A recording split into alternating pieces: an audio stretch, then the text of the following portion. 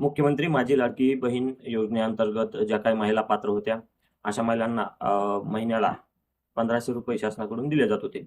अजूनही किंवा बऱ्याच महिलांना दिले जात आहेत. परंतु या मागे जे 2 वेळेस केवायसी साठी शासनाने वेळ दिलेला होता, अशा वेळेमधून ज्या महिलांनी केवायसी तरीही केलेली नाही, अशा महिलांचे जे काही पैसे आहेत हे आता बंद झालेले आहेत. परंतु त्याच महिलांसाठी एक चांगली महत्त्वाची अशी बातमी आहे की मुख्यमंत्र्यांनी असे संकेत दिलेले आहेत की येत्या काही दिवसांमध्ये पुन्हा एकदा महिलांना केवायसी करण्याची संधी देण्यात येणार आहे. त्यामुळे आता ज्या काही महिला केवायसी पासून वंचित राहिलेल्या आहेत, त्यामुळे त्यांना हप्त्याचा लाभ मिळत नाही, अशा महिलांनी आता यावेळेस जर केवायसी सुरू झाली तर 100% आपली केवायसी करून घेणे गरजेचे आहे. त्यामुळे सतर्क राहून आपली केवायसी करून घ्या.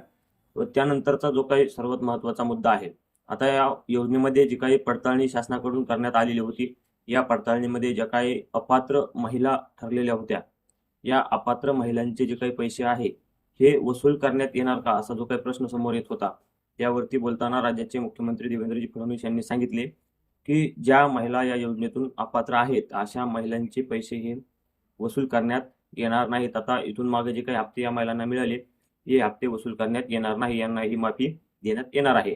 परंतु या योजनेअंतर्गत ज्या काही पुरुषांनी चुकीचे अर्ज करून या योजनेचा लाभ घेतलेला आहे, या जवळपास 14,000 काहीतरी पुरुषांना या पुरुषांकडून या रकमेची वसुली करण्यात येणार असल्याची माहिती मुख्यमंत्र्यांनी दिलेली आहे.